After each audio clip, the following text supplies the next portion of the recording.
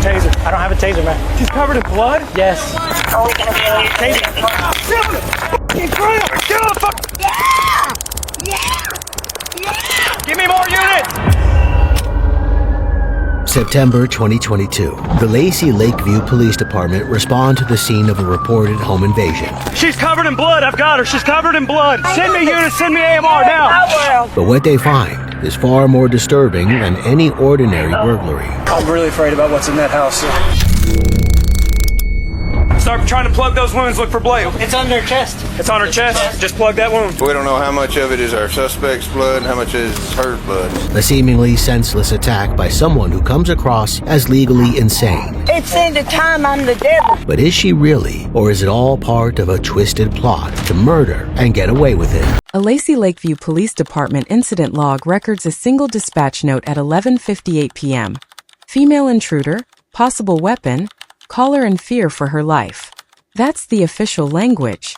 For minutes later, officers would find a naked woman climbing out of a shattered bedroom window, soaked in blood that wasn't hers alone. Picture a suburban window frame, glass still hanging in jagged teeth around the edges, and a trail of blood leading from that window across a quiet Texas lawn. That's the image this case leaves behind. A boundary broken not just once but twice, first by a body forcing itself through glass, and then by whatever crossed that same threshold in the opposite direction, back into the realm of the unthinkable. Before we go deeper into what the records actually show, make sure you're subscribed to the Hidden Case Files, because we don't just cover the story, we follow the evidence. The address belonged to 45-year-old Angie Moore, a lifelong resident of Waco, Texas, a mother to a 13-year-old son, and by every account from people who knew her, someone without enemies. Except she had one. A neighbor. She was frightened enough of that she'd saved the local police non-emergency line directly in her phone. That's not a casual precaution. That's a woman who expected trouble and wanted a fast way to report it. Just before midnight, Angie called 911 herself. According to the call log, she reported a woman attempting to break into her home. She told the dispatcher she had a gun and might have to use it. Then, according to police records, the line went dead mid-sentence. Officers arrived within 3 minutes of the initial call, a response time most departments would call fast. It wasn't fast enough. Wrong girl. The cops arrive just 3 minutes later, and in that short time, the situation has escalated beyond all recognition. Ma'am! Taser. I don't have a taser, man. I don't have a taser. She's covered in blood? Yes. When they get there, it's not Angie who greets them, but a naked woman, the suspected intruder, fleeing the scene. She's covered in blood. Are we gonna be able to Taser. Get down! Get down! Contact AMR. Good girl! I said don't fucking go! You understand me? No one's gonna shoot you. Curious neighbors are coming out to see what's going on. Step back, sir! No, I'm in my yard. I know! Get over there! Get on the fuck!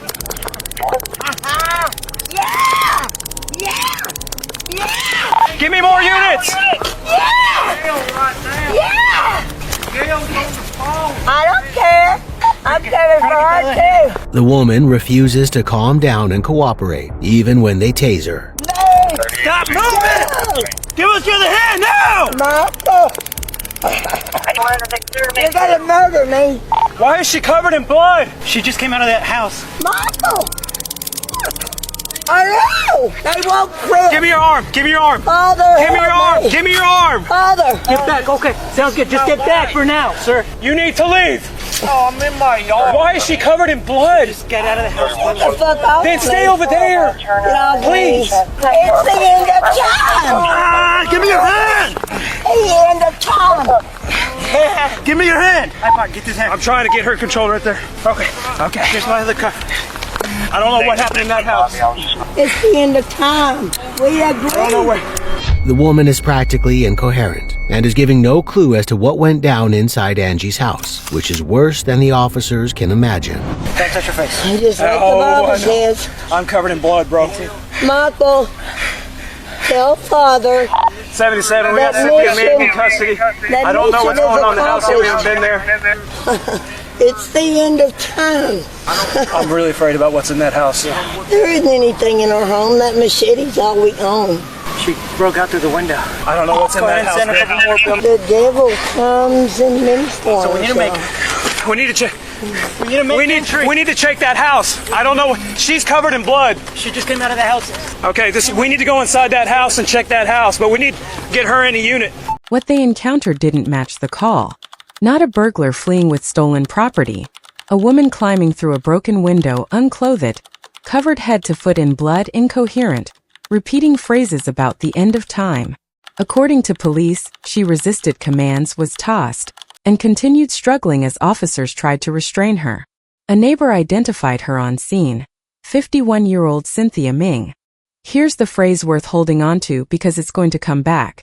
This is a case where the official record and the reality inside that house were never the same thing. The call was about an intruder. The truth was something the responding officers weren't prepared for. While some officers secured Cynthia, others breached the locked front door. Inside, they found Angie on the bedroom floor, bleeding from wounds to her chest and head, a spent shotgun shell nearby, the same weapon she'd warned the dispatcher she might need to use. Officers began CPR immediately and continued for roughly 20 minutes. According to the incident report, Angie Moore was pronounced dead at 12:31 a.m. It emerges that the neighbor watching the arrest isn't just rubbernecking. His name is Michael, and he identifies the woman on the ground as 51-year-old Cynthia Ming, his wife. I'm complying. Okay, stand up, Cynthia. Stand up. You're good, I promise. I will comply. Okay, come on, Cynthia. Let's go. Hey. Michael knows what to do. Coming back clear. I love you, baby. I don't know if she's covered in her own blood Talk to or if she's Father. covered in somebody else's. Well, we'll talk whenever. Hi, baby. Sit her in that car. Come on, Cynthia, sit in the car. 143. It's all right, Michael. I'll see you in a little bit. Hey, watch your hands, Cynthia. All right, baby. Hey, Mike, let me figure out what's going on and I'll talk to you, okay? I know you're with her. Just give me a second, bro. That's my wife. Well, Mike, give me a second, bro, please. The officer's priority for now has to be finding out exactly what went down inside Angie's house and whose blood Cynthia is covered in. The front door is locked, so the officers have to break it down. Entry's being made to 425 Whispering. Entry's being made. Is she 10-4 in there? Huh? No. We need AMR here. We have a victim. It's possibly going to be the resident of 425. Has she got stab wounds? We don't know yet. Okay, stay with her, Rod. Look at her. Look at her injuries. We need to clear the house first. Look for a pulse. We'll check the house, Rod. Just stay with her. Angie!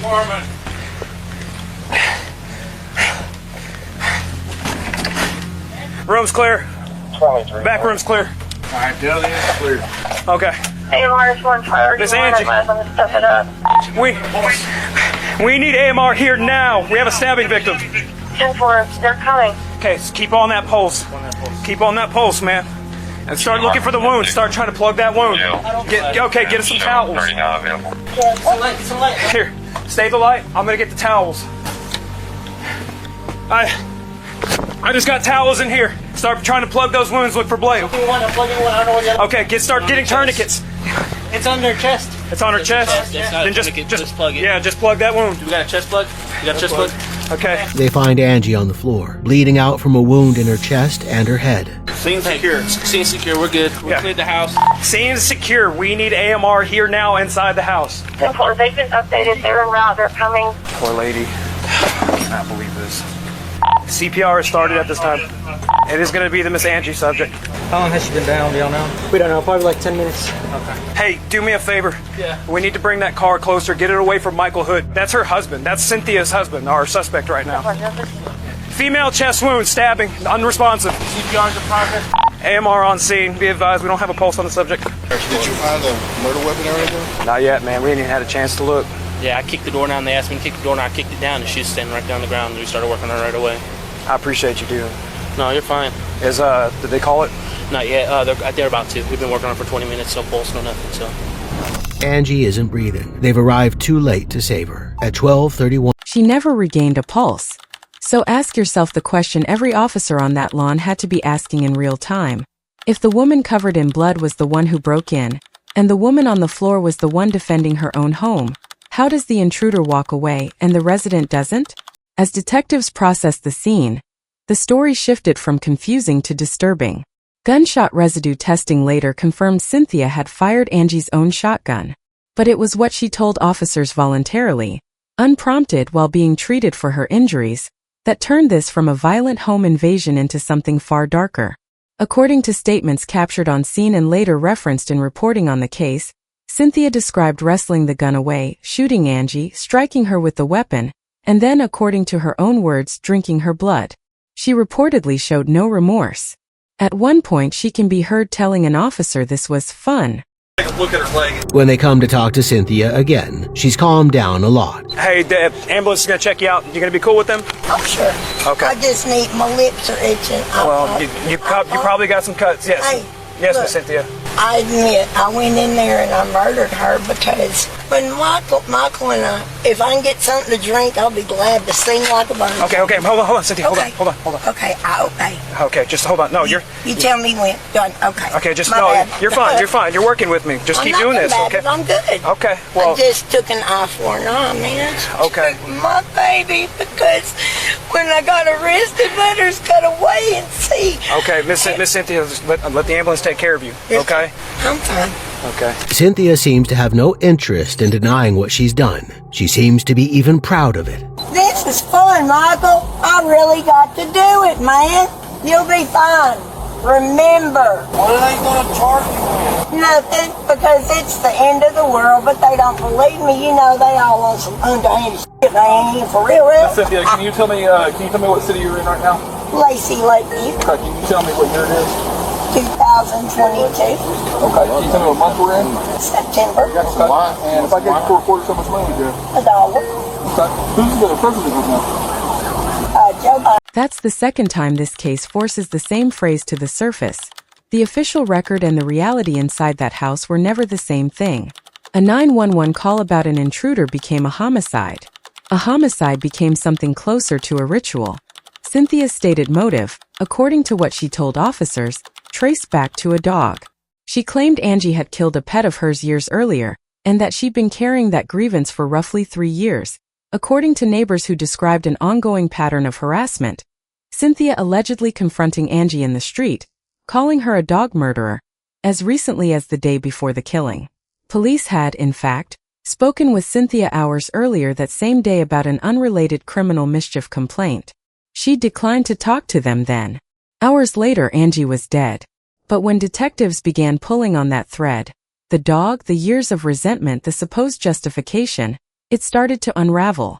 A relative interviewed by investigators, someone who'd known Cynthia for years, told them flatly that the woman she remembered had a documented history of theft, addiction, and instability, and that as far as he knew, Angie Moore had never owned a dog that Cynthia could have killed.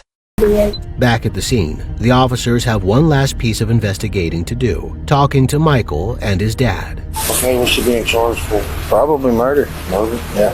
That's it. I mean, if I had to guess, that's probably what the charge would be. I can't see any other way to. I can't see how it wouldn't be murder. You know, you enter somebody's house, and now they're deceased. So. Well, there's probably other people in there. Well, when we went through, we searched the whole house right when they got there, and there wasn't nobody else there. They probably split. Yeah, they could have. Yeah. They could have. Very well. Well, we took all the evidence. Like, you know, we can check to see who all's blood's in there. Yeah. So. They can't believe what Cynthia has done.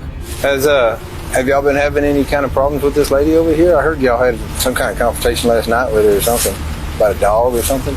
Oh yeah, Cynthia was walking up and down, the street, telling her, "I know you killed my dog." And it was a long time ago when me and Cynthia had first met, and we came here, and she had a little dog, and then we got into a little argument, and I told her to leave, and so she was walking, and a cop ended up coming, and the dog ended up getting lost. Well, anyway, I was exercising, and anyway, Cynthia, they took her to the hospital, Cedar Crest. And as far as my knowledge and understanding, Angie had took her dog and tried to give it to Vicky, and Vicky didn't want it.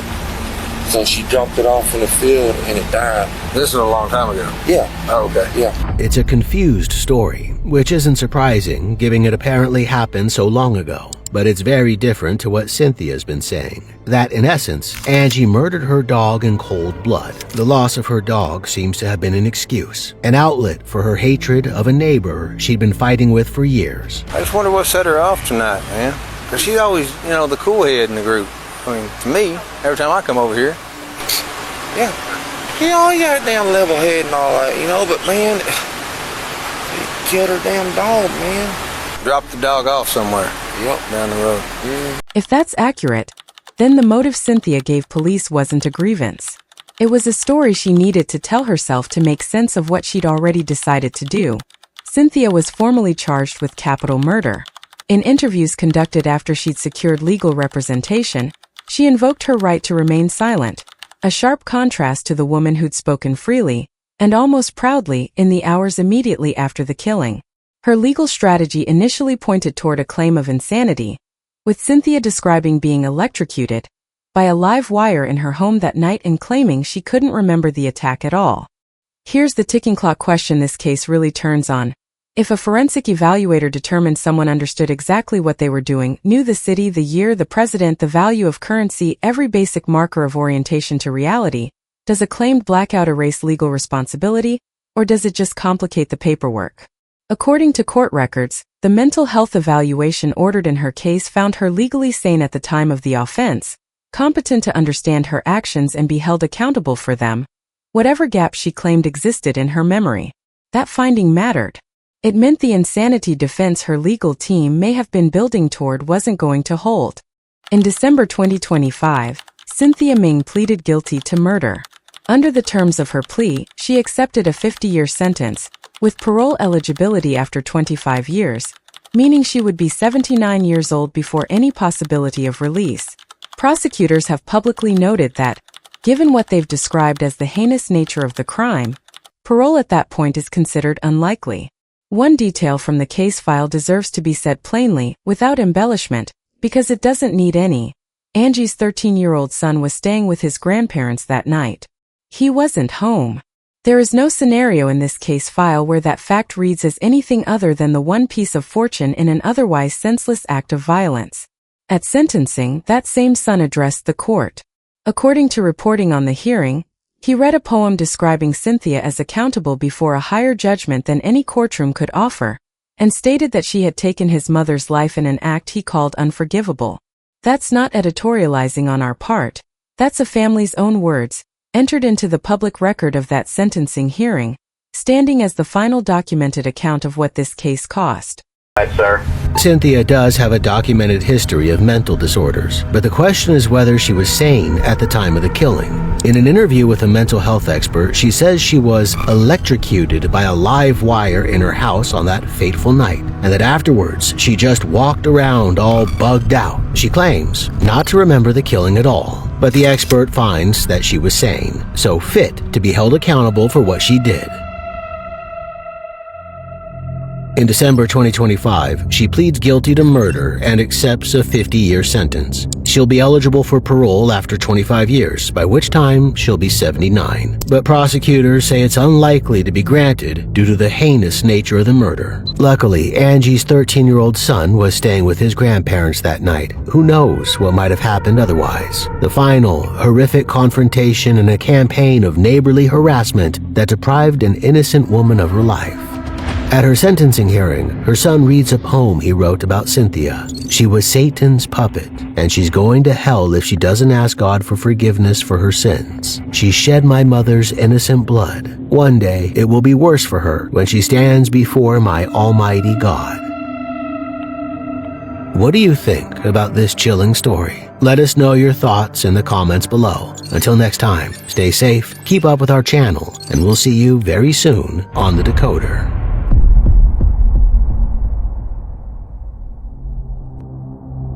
Because that's the last place this phrase needs to land. The official record and the reality inside that house were never the same thing. What started as a break-in call became a murder. What was framed as revenge for a dog that may never have existed became a 50-year sentence and a boy without his mother. What remains unresolved isn't guilt. Cynthia Ming pleaded guilty herself, on the record in open court. What remains unresolved is the motive she gave investigators, and whether investigators or prosecutors ever definitively confirmed or disproved her account of a dog's death 3 years prior. If you want to look at this yourself, the McLennan County District Clerk's office maintains the public case file under Cynthia Ming's capital murder indictment. Search it, read the charging documents, and decide for yourself. Do you believe the motive she gave police? Or do you think it was invented after the fact to explain the unexplainable? Tell us what you think in the comments. If this case affected you the way it affected us, like this video, share it with someone who needs to see how these records actually read, and subscribe to the hidden case files with notifications turned on because we'll keep going back to the documents every single time.